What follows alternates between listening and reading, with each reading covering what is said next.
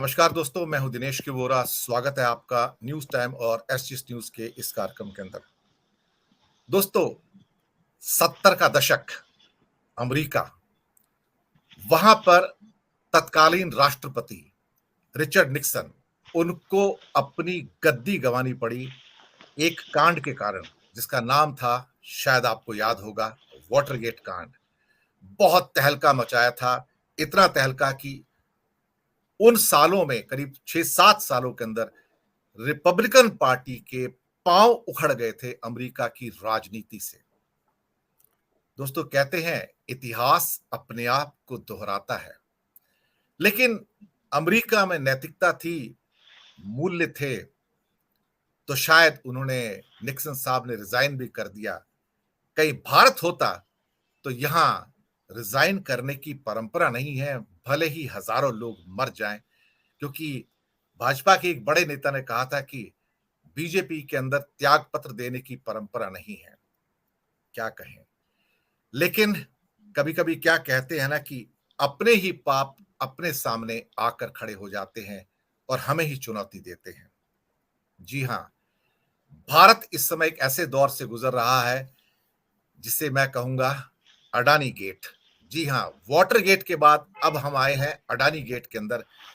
दुनिया का दूसरा सबसे धनी व्यक्ति गौतम अडानी, और पिछले कुछ दिनों में जो हुआ है पूरी दुनिया में, जो भारत की छवि को धक्का लगा है, बल्कि वहां के लोग अब कह रहे हैं कि हिंडनबर्ग कहता है कि जो नंबर 2 का व्यक्ति, जो धनी व्यक्ति भारत से है, वो राष्ट्रवाद की चादर ओढ़कर, तिरंगा लपेटकर भारत को लूट रहा है। ये छवि का निर्माण हो रहा है, जहां पर भारत के सबसे रिचेस्ट आदमी गौतम अडानी को एक लुटेरे के रूप में पेश किया जा रहा है। यही छवि बाहर जा रही है, यही अडानी कांड है। इसी अडानी कांड की वजह से दुनिया में अडानी ग्रीन्स के जो बॉन्ड थे, लगभग 2/3 उनकी जो बोरोविंग्स हैं वो विदेश की भूमि से है, और वो जंक हो गई हैं। अब वहां क्रेडिट स्विस हो या फिर सिटी बैंक हो या बाकी फाइनेंशियल इंस्टीट्यूशंस हैं, उनका विश्वास उठ गया है कि इनको और पैसा दिया जा सकता है क्या? नहीं दिया जा सकता। भारत में भी बैंकों के ऊपर प्रश्न चिन्ह है, एलआईसी पे प्रश्न चिन्ह है कि क्या वो और पैसा इसको दें। राजनैतिक संरक्षण प्राप्त है, इसमें कोई दो राय नहीं है। बहुत सारे चित्र आपके सामने आ जाएंगे भारत की राजनीति में, जहां पर भाजपा सरकार के बड़े बड़े कर्णधार और अडानी की आपस में जो जुगलबंदी है, वो आपके सामने आ जाती है, और शायद भाजपा इसको छुपाती भी नहीं है। लेकिन कलयुग के अंदर जो चीज हैरान कर रही है, परेशान कर रही है, कि सत्ता चंद हाथों में सीमित है और सारी दौलत भी चंद हाथों में सीमित है, और वो सारी सत्ता इन दौलतमंदों को बचाने में लगी हुई है। पूरी सरकार बचाने में लगी है। संसद ठप है, चलने नहीं दी जा रही है, लेकिन जांच नहीं होने देंगे। सरकार हाथ खींच रही है कि हमें उनसे कुछ लेना देना नहीं है। सेबी जैसे रेगुलेटर हैं, वो उसको देखेंगे देखेंगे कि स्टॉक एक्सचेंज में क्या हो रहा है। लेकिन सेबी उसी राह पर चल रहा है जिस राह पर पिंजरे में बंद तोता चलता है। यानी कि जो भी पहले नियामक संस्थाएं थोड़ी बहुत जिन्होंने जांच की थी, या फिर डीआरआई की जो जांच थी 2014 की, सभी जांच कारपेट के नीचे हैं। कोई लॉजिकल कंक्लूजन पर नहीं पहुंची है। पर पाप का घड़ा कभी तो भरता है।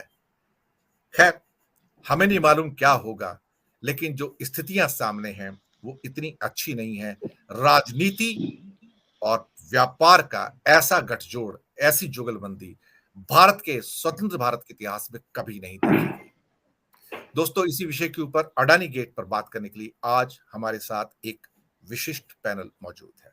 उनका परिचय मैं करवा देता हूं। हालांकि जो हमारे मेहमान है वो किसी परिचय के मोहताज नहीं है, सारी दुनिया उनको जानती है, लेकिन रवायत है। डॉक्टर उत्कर्ष Sinha ji, editor jubilee post, बहुत स्वागत है सर आपका। बहुत अनुभवी पत्रकार हैं, सूक्ष्म और पैनी नजर रखते हैं।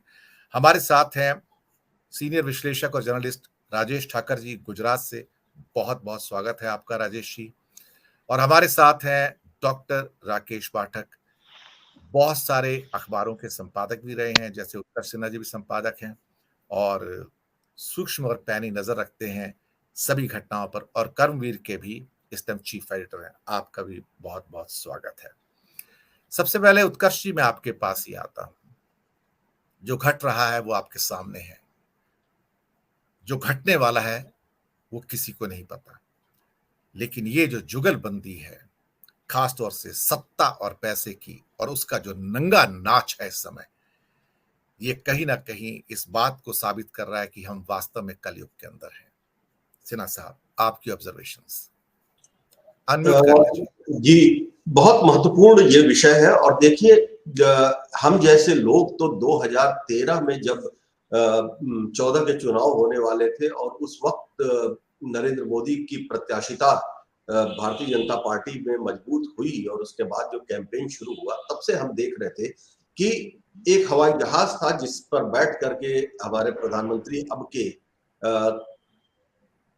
नरेंद्र मोदी जी लगातार पूरे देश का दौरा कर रहे थे, और उस हवाई जहाज के ऊपर बड़े शब्दों में लिखा हुआ था अडानी का नाम।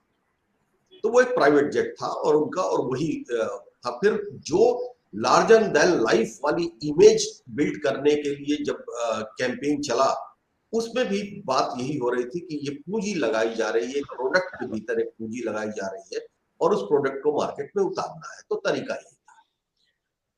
हमने ये भी देखा कि 2013 में जिस अडानी ग्रुप की टोटल स्ट्रेंथ, मार्केट कैप जो था, वो 51,000 करोड़ रुपए था और गुजरात के बाहर उसका कोई विस्तार नहीं था। कुल 10,000 लोग वहां नौकरी करते थे। वो 2014 के बाद से उसमें जो ग्रेजुअल इंप्रूवमेंट हुआ सडनली, और उसका मार्केट कैप 20,31,00,000 का हो गया। अडानी की संपत्ति जो 650 नंबर पे थे फोर्ब्स की सूची में, वो अडानी दूसरे नंबर पर आ गए। मैं किसी की मेहनत पर प्रश्न नहीं है, क्योंकि मेहनत जो करता है वो आगे जाता ही है। लेकिन अगर मेहनत के भीतर कहीं से कोई अदृश्य हाथ होता है और उस अदृश्य हाथ को सीधे सीधे कहें तो सत्ता का गैर वाजिब संरक्षण, तो वो फिर वो एक धंधे में कन्वर्ट होता है। और वही था कि जब 2013-14 में एक प्रोडक्ट में इन्वेस्ट किया जा रहा था और वो प्रोडक्ट मार्केट में आने के बाद, पॉलिटिकल प्रोडक्ट था वो, और वो प्रोडक्ट मार्केट में आने के बाद अपने इन्वेस्टर को कितना बूस्ट अप कर रहा है। तो एक बात तो ये है, मैं चिंतित इस बात से हूं कि देखिए, अडानी जी की आय बढ़ जाए, हमें कोई दिक्कत नहीं। मैंने कहा कि जो मेहनत कर रहा है उसको आगे बढ़ना चाहिए, लेकिन देश की अर्थव्यवस्था में आपका कंट्रीब्यूशन क्या है? आप दुनिया के दूसरे सबसे बड़े रईस आदमी हो गए थे, लेकिन आप भारत के टॉप 10 टैक्स पेयर्स में नहीं थे। आप भारत के लिए एम्प्लॉयमेंट जनरेशन का रिकॉर्ड आपके पास नहीं है। आपके यहां मेरी जानकारी के अनुसार अधिकतम 30,000 लोगों की नौकरी है उस कंपनी में। तो ये क्या है? फिर भारत की अर्थव्यवस्था को उस लाभ का क्या फायदा होने वाला है? हाँ, नुकसान बहुत सारे हैं, क्योंकि अडानी के पूरे बिजनेस स्ट्रक्चर को आप देखिए, और यहीं पे आपका वो शब्द अडानी गेट बहुत पावरफुल शब्द है कि जब घोटाला होता है तभी ऐसी चीजें होती हैं। अडानी की जो ग्रोथ हुई है वो किन वजहों से हुई है? दो चार बस बिंदु मैं बता देता हूं, फिर हमारे सम्मानीय विशेषज्ञ उसको आगे बढ़ाएंगे। अडानी का जितना भी काम फैला, सरकारी यूनिट्स के भरोसे फैला। एयरपोर्ट्स लीज आउट हो गए, कोई इन्वेस्टमेंट नहीं। पोर्ट लीज आउट हुए, कोई इन्वेस्टमेंट नहीं। कोयले को खरीदने के लिए जिस तरह से जबरदस्ती किया गया और ये कहा गया कि आपको इस रेट पर कोयला खरीदना ही होगा, जो कि कोल इंडिया के रेट से कई गुना ज्यादा था। तो ये जो अनावश्यक दबाव थे अडानी का, तो एम्पायर इस पे खड़ा हो रहा था, या खड़ा हो रहा है, या खड़ा है। अडानी की कंपनियों से बिजली खरीदना हर राज्य सरकार की मजबूरी है, और खासतौर से भाजपा शासित राज्यों की। तो ये क्यों हो रहा है? क्योंकि केंद्र सरकार में उनके पैरोकार बैठे हैं। क्या जरूरत है कि किसी प्रदेश की बिजली इकाई, उत्पादन इकाई, यूनिट्स जो कोल इंडिया से एक मॉडरेट रेट पे कोयला उनको मिल रहा है, उनको क्या मजबूरी है कि वो ऑस्ट्रेलिया से आया हुआ कोयला और अडानी के पोर्ट को जो कोल पोर्ट बना दिया गया, सारे कोयले वही उतरेंगे। सो कोल माफिया हमने धनबाद में छोटा देखा था और हम यूपी में चंदौली और बनारस में हमने छोटे छोटे माफिया देखे थे। ये तो सेंट्रलाइज माफिया। मतलब आप इन संरक्षण से पनपी हुई, और इसीलिए आपके ही शो में मैंने एक बार कहा था, मुझे याद है, कि आवारा पूंजी से बनी हुई सत्ता आवारा राजनीति को ही आगे बढ़ाएगी। और उसी आवारा राजनीति का नतीजा ये है कि इतने हंगामे के बाद जब डाउ जोन्स ने उसको हटा दिया, जब क्रेडिट सुइस ने उसको हटा दिया, हम एक जांच के लिए तैयार नहीं। और हमारी फाइनेंस मिनिस्टर ये कह रही है कि नहीं वी आर सेफ, और स्टेट बैंक ऑफ इंडिया कह रहा नहीं ऐसा कुछ नहीं है, हम तो लेस देन 1% लेंडिंग हमारी है।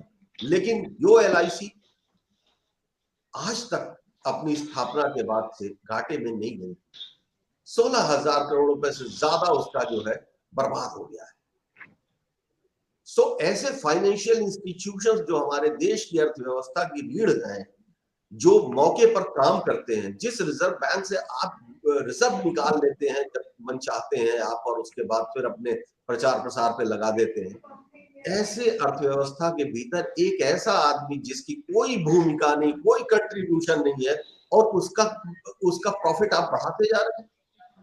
ये राजनीति का और ये लोकतंत्र का। और इस्तीफे की बात सर, मुझे याद है एक ही शहर है बनारस, जहां से लाल बहादुर शास्त्री जी प्रधान रेल मंत्री हुआ करते थे, जहां से नुमाइंदगी करके, और रेल की एक दुर्घटना हुई थी और उन्होंने इस्तीफा दे दिया था। रेल मंत्री रेल नहीं चलाता है और ना वो सिग्नल देता है, लेकिन उसी बनारस में एक फ्लाईओवर की बीम गिरी और कई लोग मारे गए, और देश के पथ निर्माण मंत्री ने उसको ऐसे कहा कि हादसे हो जाते हैं, उसमें क्या करना है। तो अप्रोच तो यही है ना। और याद कीजिए, मैं आखिरी लाइन बोल रहा हूं, याद कीजिए छत्तीसगढ़ का वो लीक वीडियो स्टिंग, जिसमें भारतीय जनता पार्टी के एक नेता ने कहा था कि पैसा खुदा नहीं लेकिन खुदा से कम भी नहीं। तो जब मानसिकता, जब संस्कार, जब तौर तरीके, ये ऐसा नहीं है कि सिर्फ ये एक स्ट्रक्चरल प्रॉब्लम है और ये स्ट्रक्चरल इशू है। सो ऐसे अडानी गेट कांड खुले भारत के भीतर नहीं खुल सकते थे, क्योंकि आप सवाल उठाते हिडनबर्ग की जगह तो आपके ऊपर अभी तक CBI, ED और सारी ताकतें लग के, और हो सकता था कि सिमी और PFI भी आपके ऊपर लगा दिया जाता। तो ये स्थिति है। और एक ऐसे आदमी जिसका भारतीय अर्थव्यवस्था के, भारत के विकास में कोई वो नहीं है, सिर्फ और सिर्फ राज सत्ता के गलत संरक्षण से पनपा हुआ ये व्यक्ति है, और उसी तरह इसका महल ढहेगा।